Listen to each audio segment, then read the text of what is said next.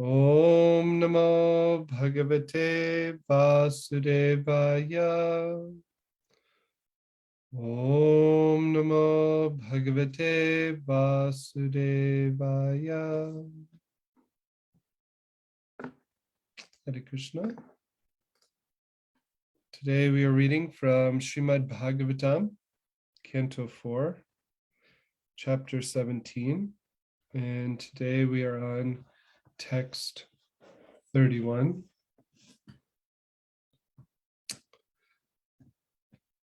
Ya'etad Ya'etadadav asrajach characharam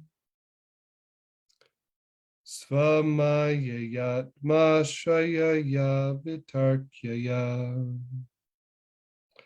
tayaivasoyam kila goptum udyata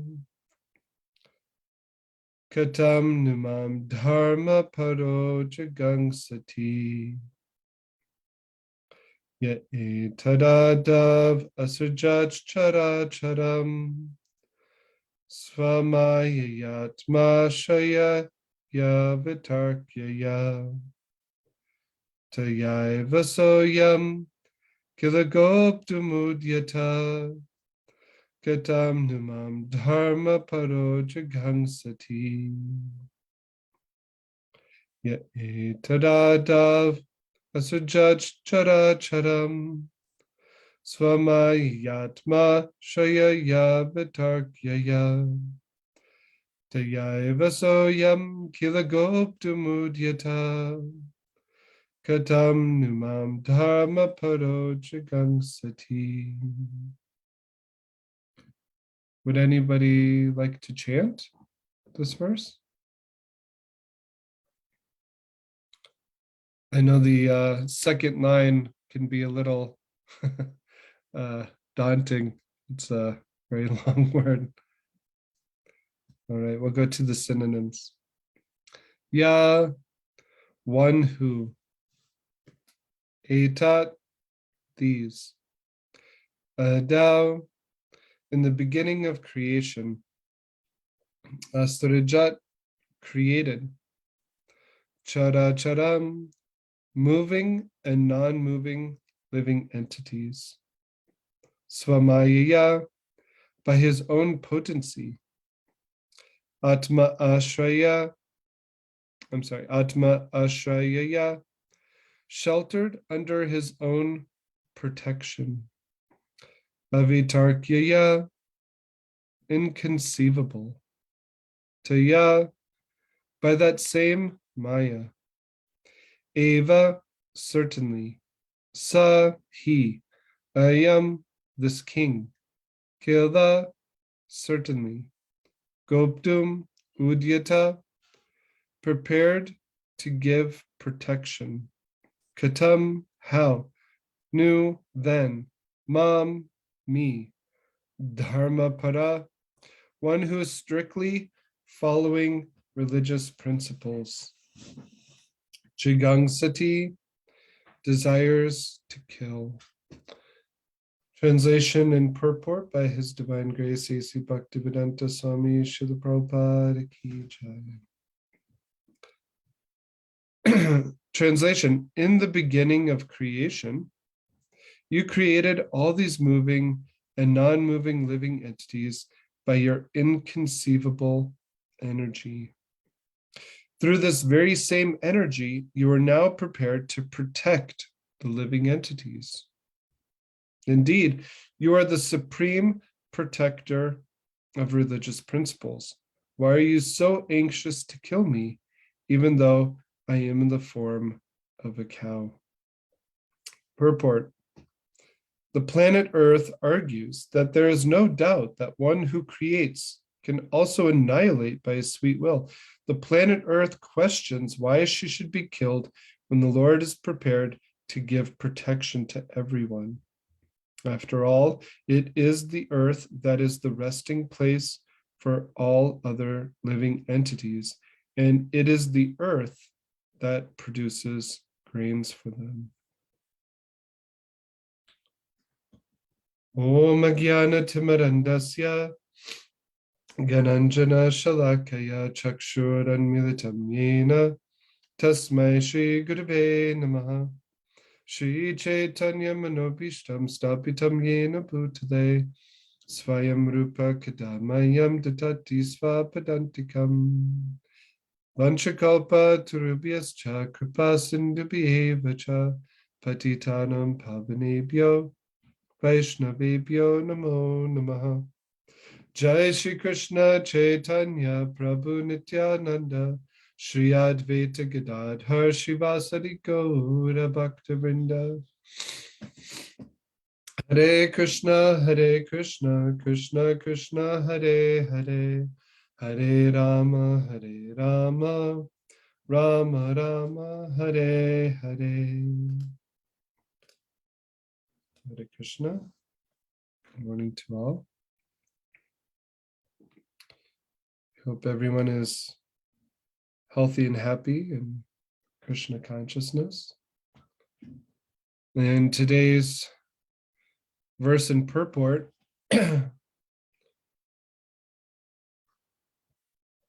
there is a lot of emphasis on protection by the Lord. So we sincerely seek the protection of the Lord, and we seek the blessings of the assembled Vaishnavas and Vaishnavis, so that we may be able to speak properly on Gaudiya Vaishnav Siddhanta,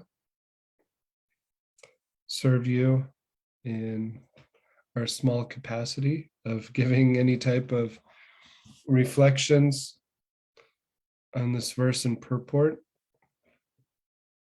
So, receiving protection from the Lord. It's amazing to think that everything is coming from the Lord. Janmadyasa yataha. That the Lord is the source of everything. Bhagavad Gita 10:8 says, Aham sarvasya prabhavo mata sarvam pravartiti. That all material and all spiritual creations are coming from the Lord, who's the origin of everything. Janmadyasa yataha. And this is even stated in the beginning of Srimad Bhagavatam also, how everything is coming from the Lord by his inconceivable energy. So inconceivable means that our mundane minds cannot actually understand how the Lord is bringing about all of reality and all of even illusion. The Lord is bringing about everything, and it's inconceivable to us because we're stuck with these tiny brains trying to think rather than pray and receive divine revelation from the Lord. And we can use our intelligence to study Shastra, but still, as Samipras Prabhu pointed out about Advaita Charya yesterday, how to really pray to the Lord to understand what's being spoken by the Lord and his devotees.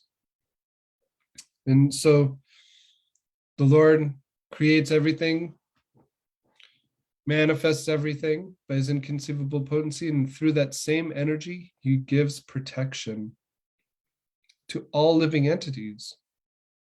That's amazing aspect of devotion to think about, that the Lord is going to give protection to everyone. And we hear about it. There's so many verses where Krishna is equal to all living entities, but it's the living entity who is reciprocating with the Lord in a certain way. And so by the living entity's choice, the living entity is receiving their reactions to their previous actions, this karma. So in this world, if we think about how the Lord, he has given us a complete place to live, the earth. There's air, water, food, There's comforts that we can make from these resources. Purnam Madad Purnam. Everything that's coming from the complete whole is complete. But we have a tendency to mismanage. And due to our own actions, certain things come up that cause us to somehow not seem to be protected, even though what's happening is a mild chastisement so that we can learn our lessons, not to be greedy, not to be selfish, not to be angry or lusty. And so getting these reactions, sometimes we can think, is the Lord actually protecting me? But again, we have the sun. We have all of these amazing manifestations around us to live a happy life. And so are we grateful? And that's what it goes back to, how the living entity is reciprocating with the Lord. And Tushta Krishna Prabhu brings up this point quite often, even quoting from Srila Prabhupada, how if you drink some water and you're not grateful, then what is that to Krishna? You're not grateful. You're kind of like a thief, or you're being selfish and ungrateful. So the Lord is protecting us and giving us so many comforts in so many ways. And he even gives us protection through the religious principles. So we have this creation, material creation around us and all the resources, but to use them properly, we actually have to understand religious principles. Religious principles are the way in which we'll live happily on this earth. If we actually followed religious principles as a whole, then there would be seemingly a perfect kingdom. There would be no want or need. Everybody would be happy. Everybody would be engaged in their particular societal duties. But we're living in Kali Yuga, where religious principles are not fully understood. Even though we can see how people are still performing their societal duties in certain ways, it's done with that kind of ungrateful mentality. So religious principles actually helps us become grateful for what we have and merciful and compassionate towards others. Right? Sometimes we actually have to have these religious principles relegated by the kings so that everybody will follow properly, because that's the nature of Kali Yuga, is that the religious principles are up in the air. But the Lord is the supreme protector of religious principles. Yada yada hi dharmasya glanir bhavati bharata. State in Bhagavad Gita that the Lord specifically descends to protect religious principles. And so in this age of Kali Yuga, this is a very special time for us. We just observed the appearance day of Advaitacharya. The Sunday is Lord Nityananda, his appearance day. And then soon is Lord Chaitanya Mahaprabhu's appearance day. And Lord Chaitanya Mahaprabhu is Krishna himself, who comes to give the Sankirtan movement so that we can experience the topmost rasa, a relationship with Krishna. And we'll be going into that sometime later on. But today, we're going to focus on Bhishma. Today is Bhishmashtami, the day that Bhishma leaves this world. So with your blessings and kindness, we'll go into the life and even the prayers of Bhishma in the Srimad Bhagavatam, Canto 1, Chapter 9. So the Lord is the supreme protector of religious principles. He can come down just as he did as Lord Chaitanya Mahaprabhu, to invoke the Yuga Dharma, the religious principle for this particular age of Kali, or he can send his great devotees. And we can learn so much from these great personalities. And Bhishma is a person of great dharma, but he's also this fatalistic character who seems to be aware of the greatness of the Supreme Personality of Godhead, Krishna, and playing a role, and at the same time, seemingly caught up in these karmic ties. And we'll understand why through his pastimes. So in the Mahabharata, this is told in great detail. We'll give a little summary today.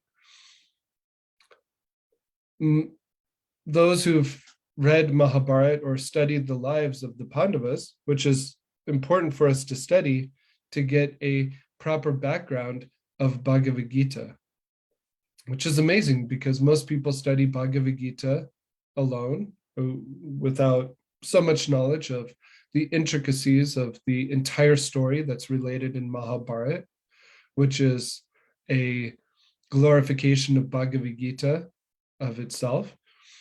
But to dive into the pastimes of Mahabharata, there's a great king named Shantanu. And this great king, he's going to produce the family line of the Pandavas and the Kauravas.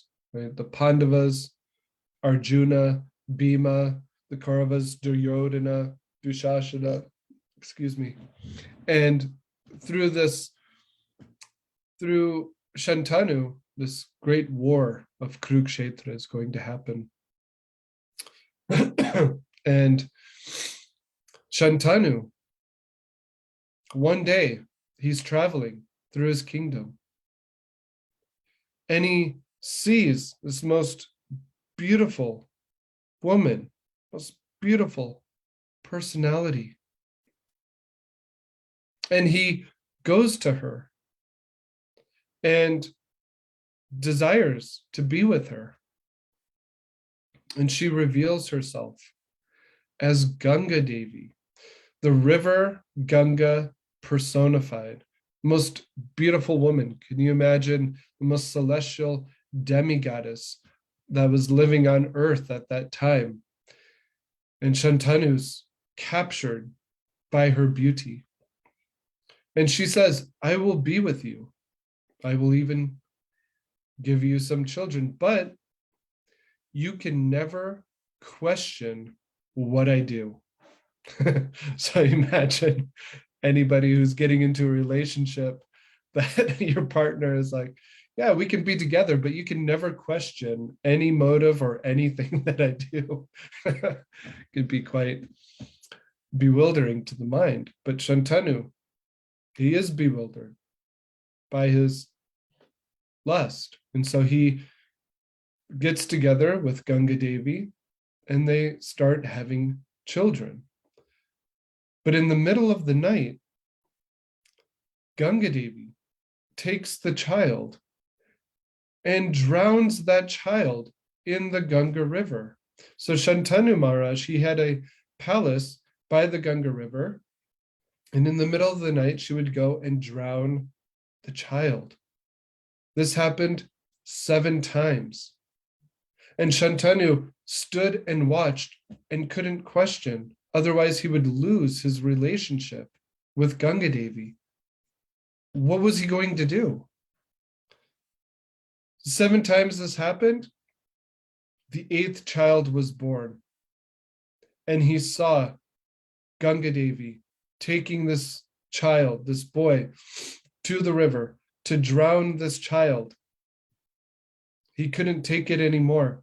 He went to the river and he pleaded, why are you doing this? Please don't do this. Please let me have this child. And Ganga Devi, she actually gave the child to Shantanu and she disappeared. Now this Mahabharata, what is revealed is that these 8 children were actually demigods called Vasus. And one time, these 8 Vasus, headed by Prabhas, they tried to steal the cow of Vasishta. In the Rig Veda, in the Puranas, Vasishta, he's a great, powerful sage who has a Kamadhenu cow. This cow takes complete care of Vasishta. And they tried to capture the cow, but the sage caught them and he cursed them that they would have to suffer by this curse. But the Vasus pleaded with Vasishta, please don't allow us to suffer too much. But Vasishta, he relented and said, Prabhas, the head of you, he will have to suffer the most. So all the rest of you, you will be born, but you'll have a very short lifespan. But Prabhas, he'll have to live a great amount of time and he'll have to suffer greatly.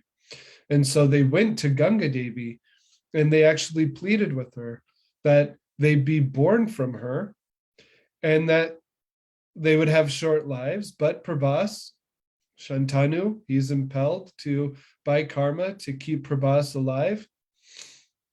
And so this is why those children were drowned by Ganga Devi, so that they could immediately return to their demigod status. But Prabhas, he's left and becomes known as Devavrata. And so Shantanu raises Devavrata. And Devavrata has so many different teachers. He learns bhakti and philosophy from Sanat Kumar. He learns from different sages. Even he learns from Vasishta, who previously he tried to steal Vasishta's cow. And most importantly, he learns the kshatriya, the warrior forms and material from Parashuram, from the incarnation of Vishnu himself, Parashuram was such a powerful incarnation of the Lord that he rid the world of the Kshatriya dynasties 21 times. It's stated that he would go on the battlefield and he had this axe, and this axe would be faster than what the mind could handle. So what to speak than being faster than the speed of light, it was actually faster than the mind can think. And Parshuram, he was such a great warrior that he gave all of his knowledge to Bhishma.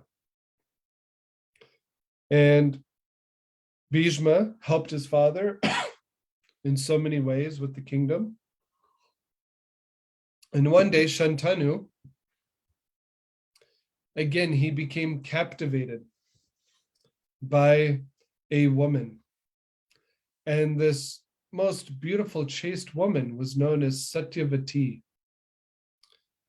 And those who know the story of Mahabharata, Satyavati, she was a fisherman's daughter. She wasn't royalty. She was a kind of like low caste fisherman's daughter. And it stated that Satyavati, she was so beautiful, but she smelled of fish constantly. And one day, this great personality, Parashara Muni, great, powerful sage, yogi, he came to see Satyavati and he was captured by her beauty. And Satyavati said, well, I'm not properly married. And at the same time, Parashara Muni, he felt to have relations with her and produce a child. So what happened is, by his mystic potency, he created this dense fog and he created an island. And he went with Satyavati and they came together she gave birth to a child on this island who is blackish in color. And so that's why his name is Krishna Dvaipayana Vyasadeva. So Dvaipayana, Dvipa, he's born on an island and his body is blackish like Krishna. And so his name is Krishna Dvaipayana Vyas. And from Satyavati and Parashara Muni comes this great sage, Vyasadeva. And Parashara Muni takes the child to teach him in his ashram. And Satyavati maintains her virginity and chastity by his mystic potency. And Parashara Muni gives her a benediction that she is going to have the most beautiful fragrance that will spread everywhere. This beautiful fragrance. She'll no longer smell like fish, even though she's working with fish and a fisherman's daughter. And so Shantanu, King Shantanu, he smells this beautiful fragrance and sees Satyavati and becomes enthralled with her. And he goes to her father to properly marry her.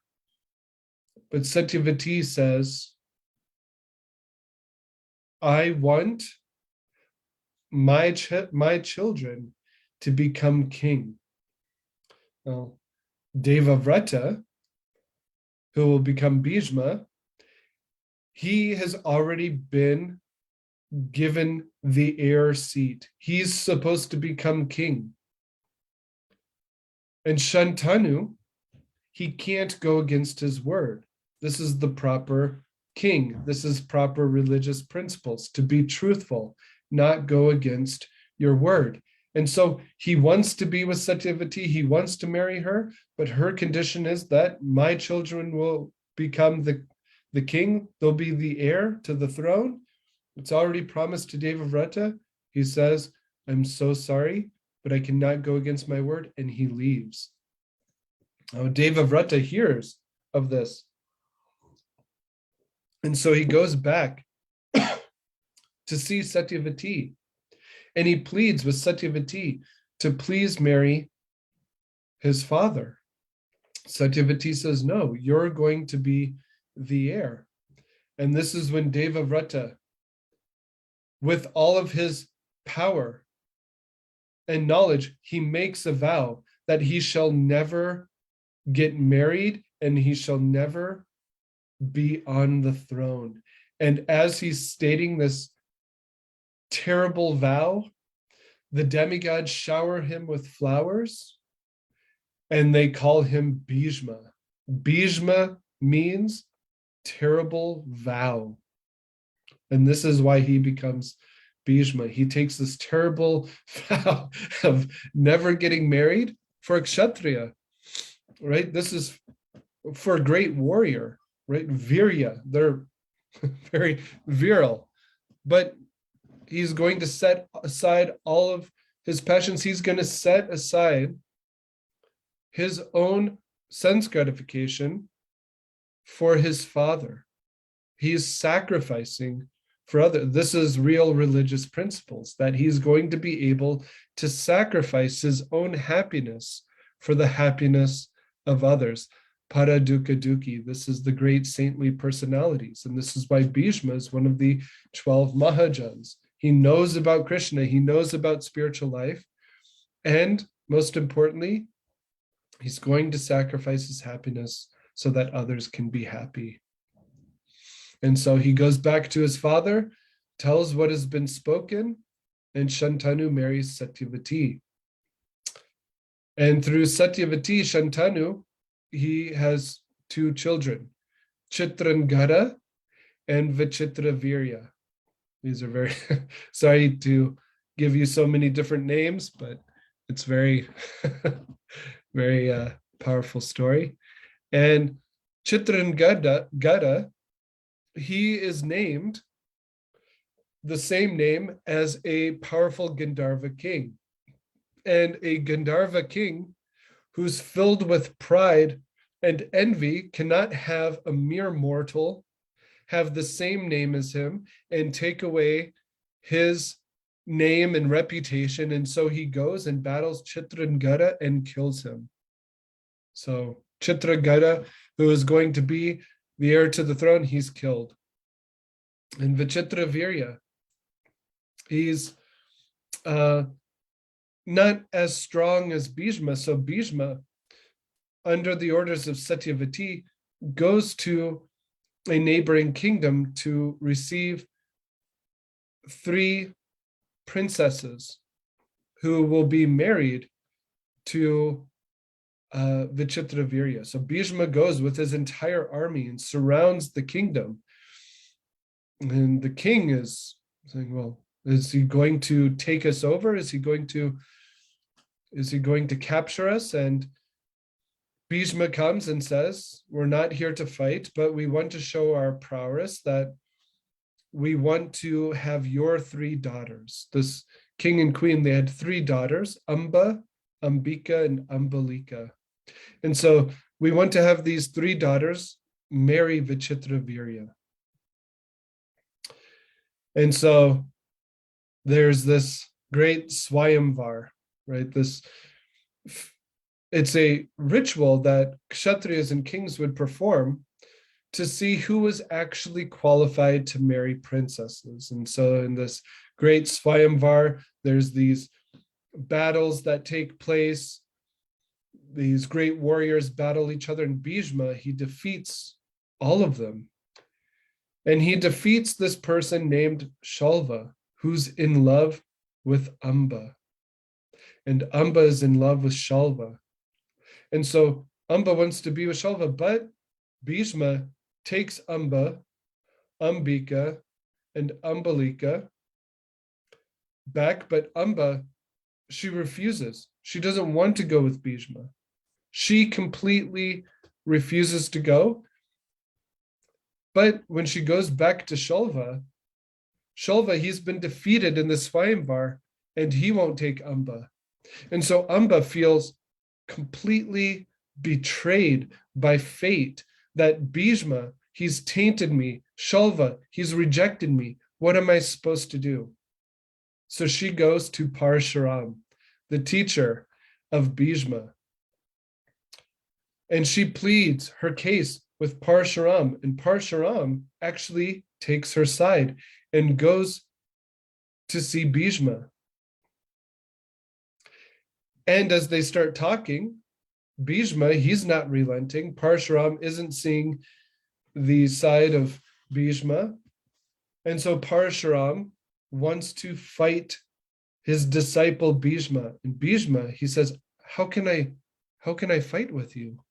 This would be against religious principles. And Parshuram says, if you're able to defeat me, it will actually be great joy, because it'll actually be shown that I've taught you everything. And so Bhishma and Parshuram start engaging in this fight that goes on for 23 days. They're throwing rocks at each other. They're throwing weapons at each other. And nobody is actually winning. It's like this stalemate. And this battle keeps growing bigger and bigger and bigger until the 23rd day, where they're going to unleash these weapons that could potentially destroy the world. And the demigods, Narada Muni included, have to come down and stop them from fighting. Otherwise, they're going to destroy the world with their power. They're at such a stalemate. And Parshuram actually yields. He's won because he is standing by his religious principles. He would have lost if he would have been untruthful, uncompassionate, if he wasn't properly following religious principles. And so Amba, she's again left without any type of shelter. She feels unprotected, just like in today's verse in purport is talking about protection. She feels unprotected. So what does she do? She goes and performs intense austerities to Lord Shiva. And Lord Shiva grants her benediction that in her next life, she'll be born in the kingdom by Drupada, and she'll become Shikandi, and she will be the cause of Bhishma's death. And so Bhishma, he takes Ambika and Ambalika back to the kingdom, Hastinapur, great kingdom of Shantanu. And Shantanu has passed away at this time, but he takes Ambika and Ambalika back to be married to Vichitravirya. And Vichitravirya dies of tuberculosis.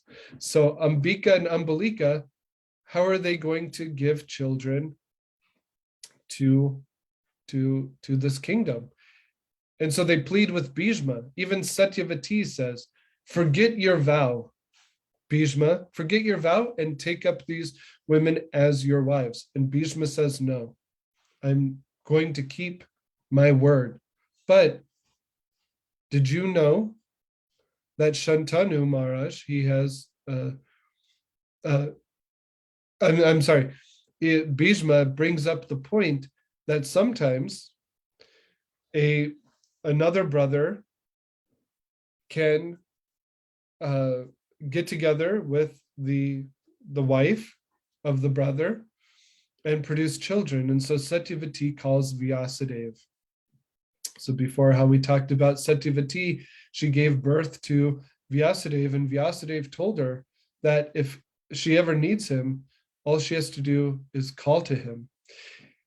So Ambika and Ambalika, they're told that Vichitravirya's brother, who they think is Bhishma, they don't know about Vyasadeva.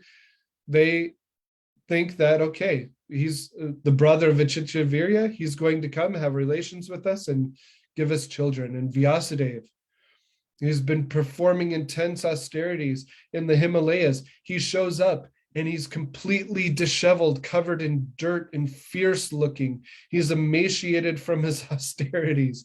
And Ambika, who's waiting, sees this monster and she closes her eyes.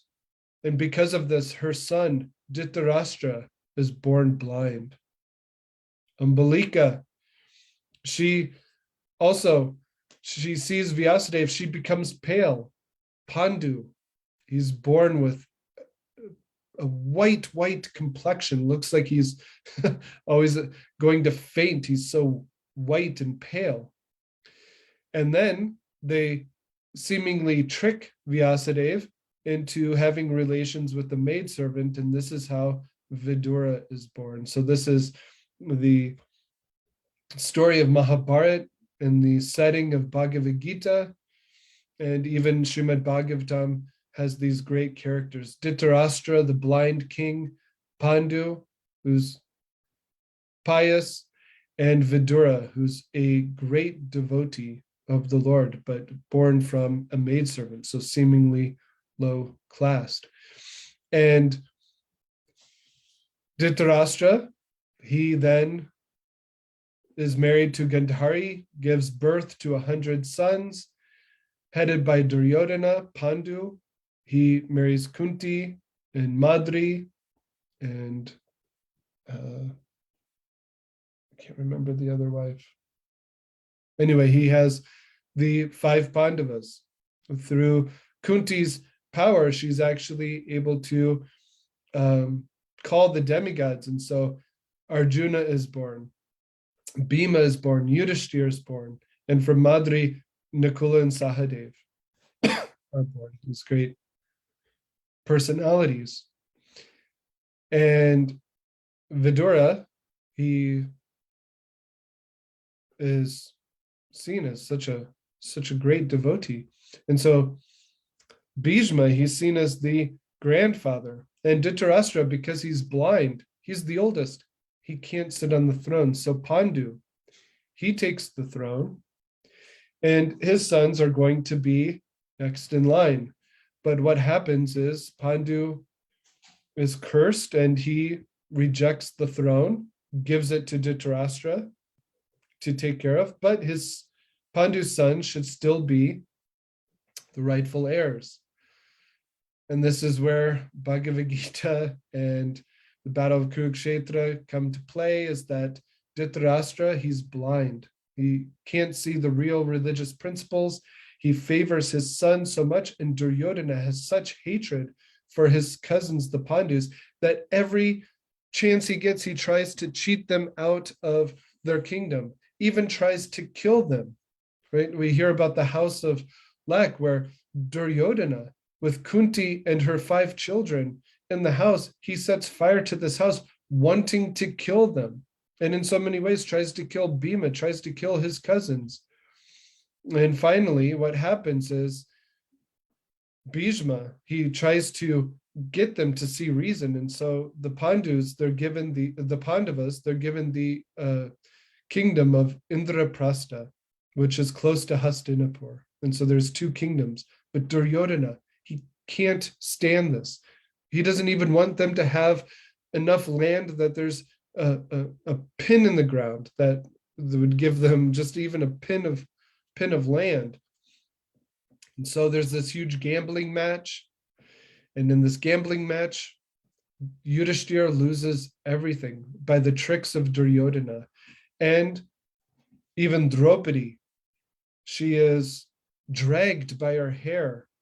And Dushashna tries to undress her, but Krishna mercifully protects Draupadi, gives her full protection by giving her this endless sari.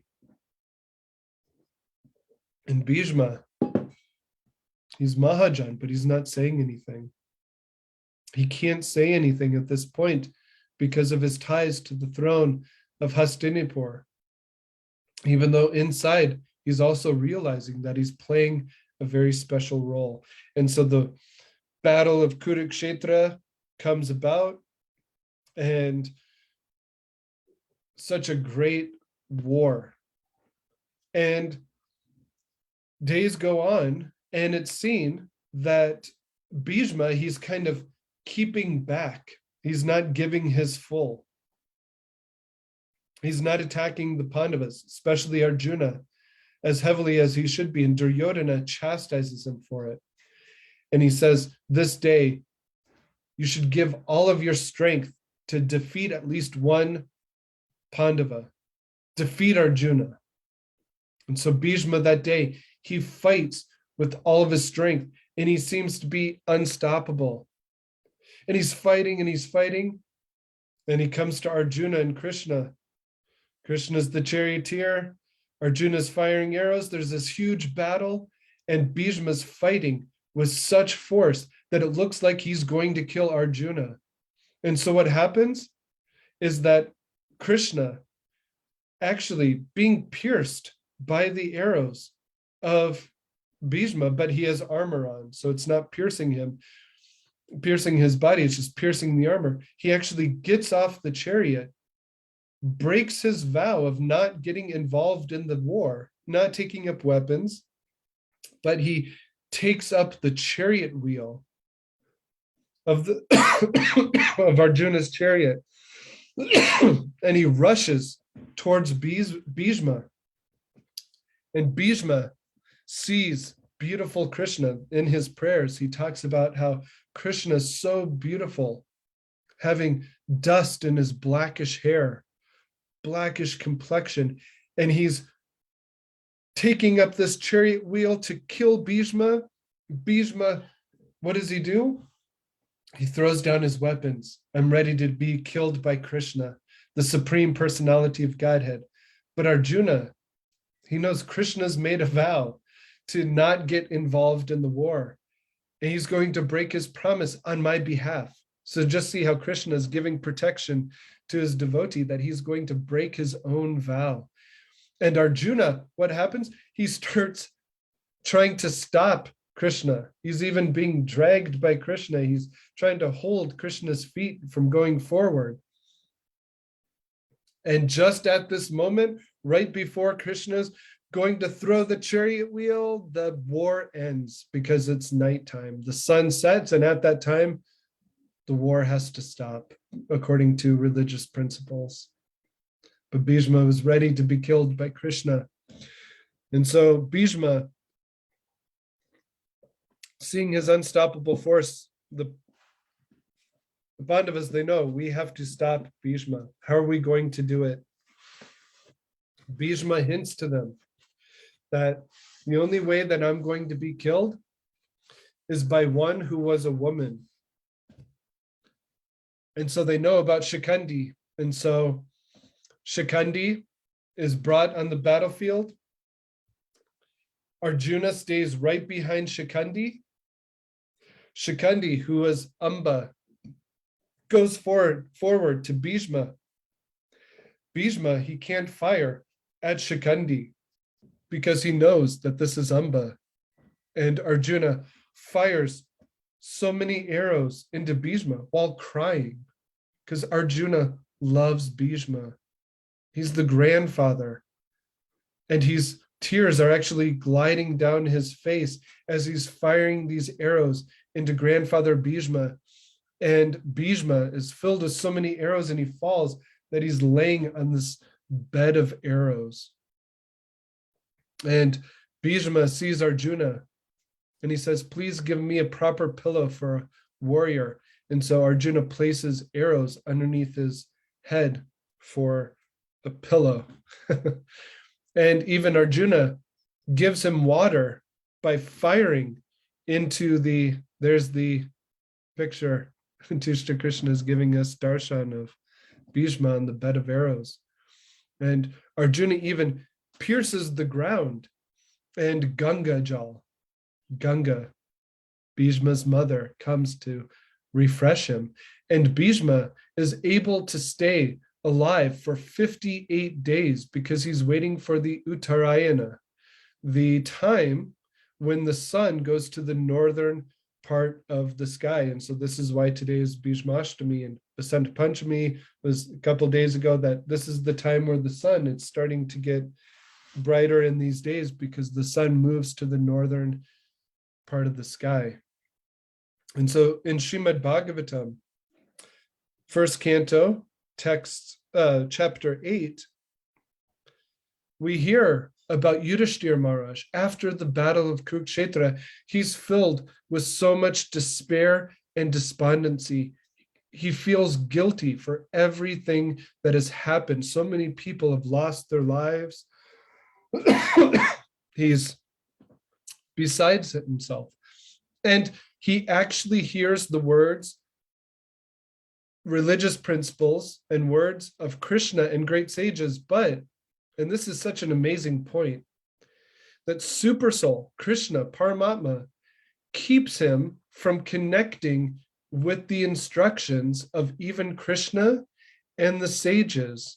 Why? Because Bhishma wants to die seeing Krishna, and Krishna wants to glorify Bhishma by allowing him to give instructions from Yudhishthira Maharaj. So such an amazing, subtle point here, that sometimes we can receive instructions, or other people can receive instructions, and we might not be able to take them up because Supersoul might be keeping us so that we can hear from somebody else. Such amazing, subtle religious principle point, but really deep.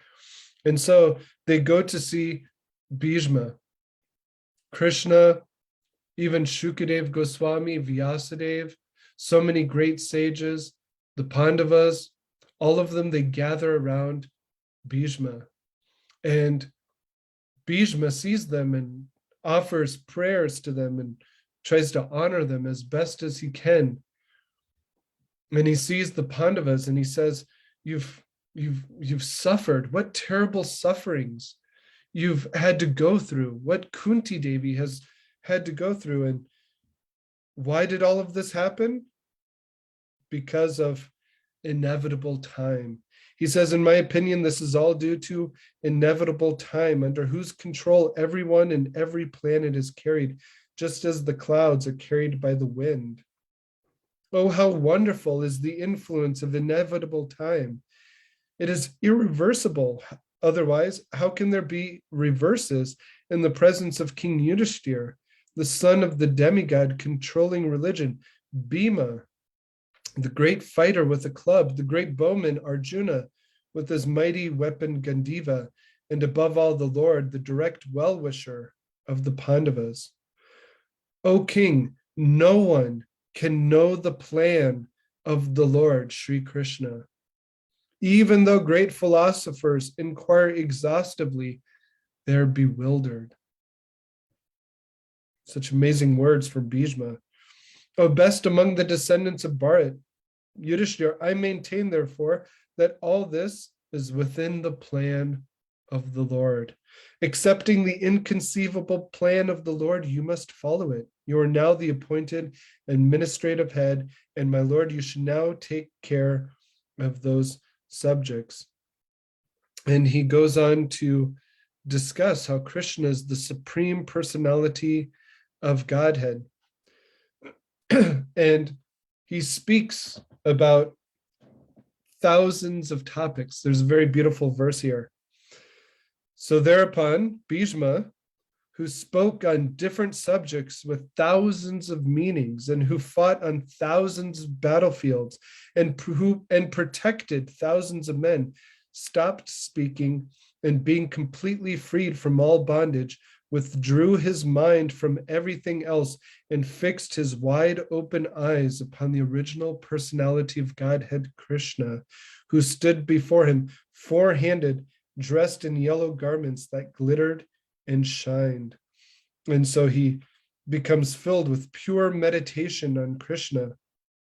And he says, let me now invest my thinking, feeling, and willing, which were so long engaged in different subjects and occupational duties, in the all-powerful Lord Sri Krishna. He is always self-satisfied, but sometimes being the leader of the devotees, he enjoys transcendental pleasure by descending on the material world, although from him only the material world is created. Connecting to today's verse about creation. Sri Krishna is the intimate friend of Arjuna. He has appeared on this earth in his transcendental body, which resembles the bluish color of the tamal tree. His body attracts everyone in the three planetary systems. May his glittering yellow dress and his lotus face, covered with paintings of sandalwood pulp, be the object of my attraction, and may I not desire fruit of results. So pure devotion. On the battlefield, the flowing hair of Lord Krishna turned ashen due to the dust raised by the hoofs of the horses, and because of his labor, beads of sweat wetted his face. All these decorations, intensified by the wounds dealt by my sharp arrows, were enjoyed by him. Let my mind thus go unto Sri Krishna. And so very beautiful point by our great Acharya, Srila Vishwanath Chakravarti Thakur, whose appearance day was the other day, that the sharp arrows, remember Krishna runs towards him with the chariot wheel. So Bhishma, he pierced the armor of Krishna, but Krishna enjoyed those sharp arrows. So he was playing the role to give pleasure to Krishna. And it's stated that just as a lover in intense passion might bite the body of the other lover, so in the same way, it's painful but pleasurable. And so in his Kshatriya warrior mood, he was actually giving pleasure to Krishna, even though it was seemingly painful. And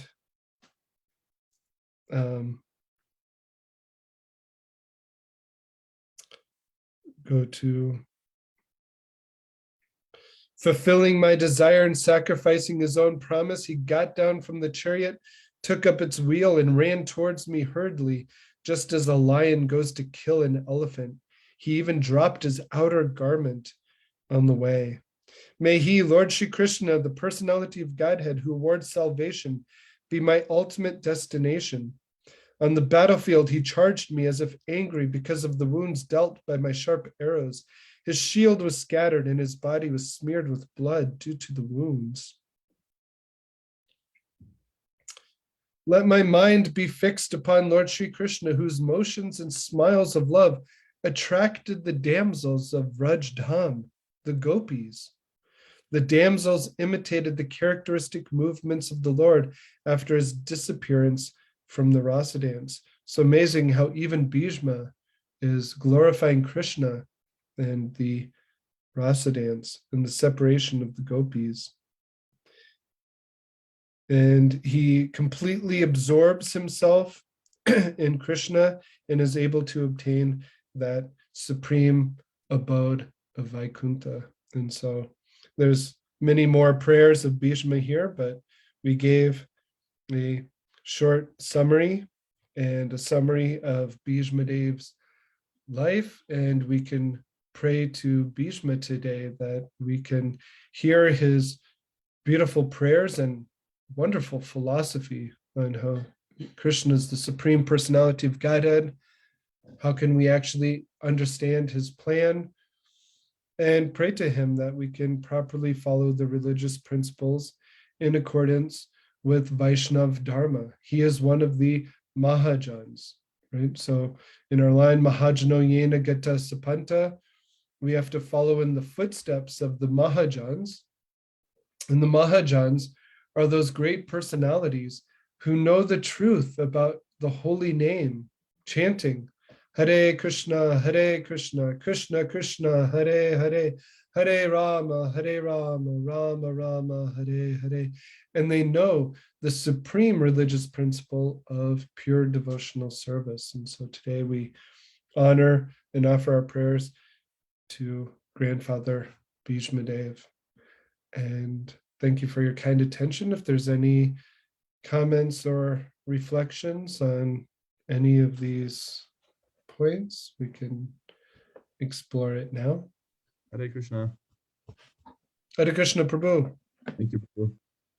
Just remembering Bhishma Dev, and I was recalling how in the Mahabharata, as we hear that this Bhishma Dev, one of his qualities was he spoke on thousands of subjects. The speech that he gives in the 9th chapter of the 1st canto, which is very, very condensed and really just has to do with Krishna and bhakti, and even touches on, the mood of the gopis, is very condensed. In the Mahabharata is very long. He gives a talk on Dharma to Yudhishthir with great detail, and just appreciating what that means for us about how the Srimad Bhagavatam is condensed like pages and pages of Dharma into the supreme Sanatana Dharma of the soul. And that Bhishma, he's like this figure in the general presentation of Dharma and Shastra, but he's also figuring in the complete essence of Dharma in the Bhagavatam, which our acharyas agree is like the most important text of all the Shastra. Just appreciating that connection. Thank you, Prabhu, for your nice realization and sharing that. Anyone else? Hare Krishna. Hare Krishna Prabhu, obeisances. Thank you so much. I was wondering if Bhishma Dev had any part of Chaitanya Leela, if you'd ever read anything about that. I have not. I'm not sure if there's any. I could do some research today, but as far as my very limited knowledge goes, I haven't read anything in Gorgonadesh Dipika, which reveals the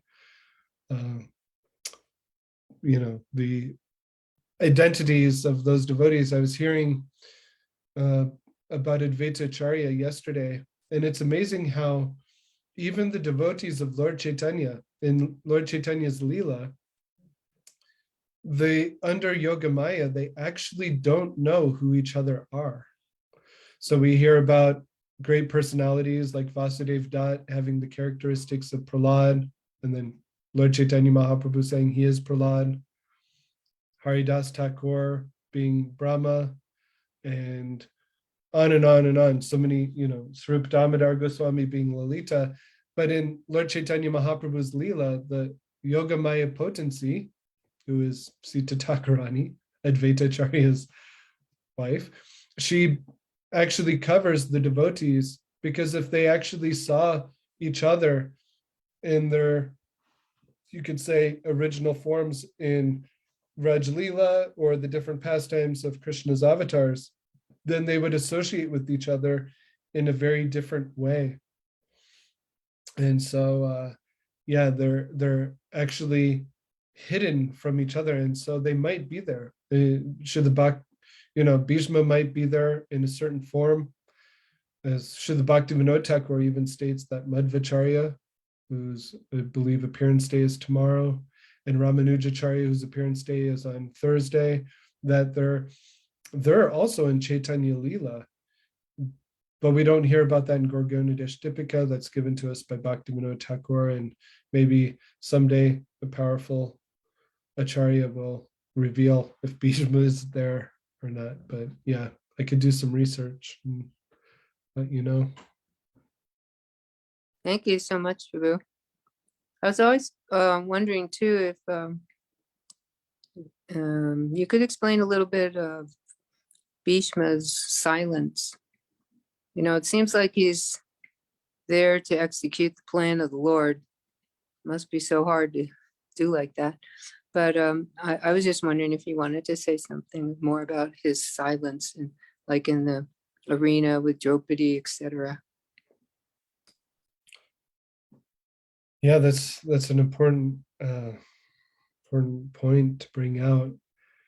Now Bhishma Dev, he's following religious principles, and Srila Prabhupada, I was trying to find the exact purport before this class, but Srila Prabhupada makes it known that Bhishma Dev, in keeping silent and others keeping silent, they're actually showing that you can't speak against those who are maintaining you.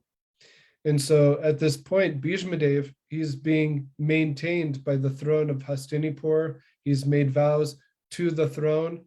Even when you read Mahabharata, Satyavati, she does so many things on the precedence of this is for the throne. We're kind of enslaved to this idea of the throne and maintaining this dynasty.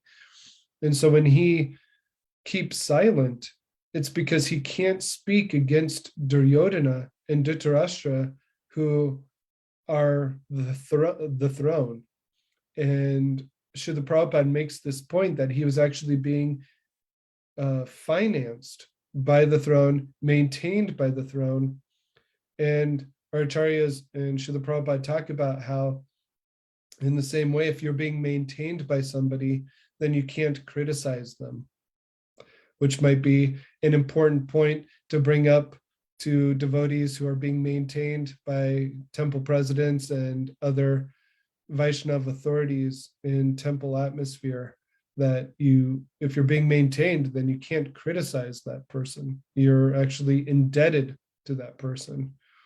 And so Srila Prabhupada makes this point about Bhishma maintaining his silence because of this reason.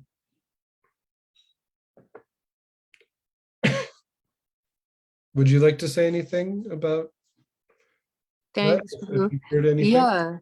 Yeah, thank you. And just the whole fact of Krishna unveiling, the whole scheme of the pastimes and Bhishma Dev is really significant in how it all comes about, because he could have stopped everything, we know that, and he could have annihilated everybody himself, but just like being submissive to Krishna's plan. Yeah, thank you, Prabhu. Jai Hare Krishna. Thank you for your kind attention. Please forgive any mistakes I made, and if I said anything proper, it's by the grace of Shishi Guru and Gauranga. Grantara Srimad Bhagavatam ki jai, Prabhupada ki jai, Shri Bhishmashtami ki jai, Panchakalpa Trubhyascha Kripa Sindhubhyevacha Patitanam Bhavane Vaishnadevo Namo Namaha.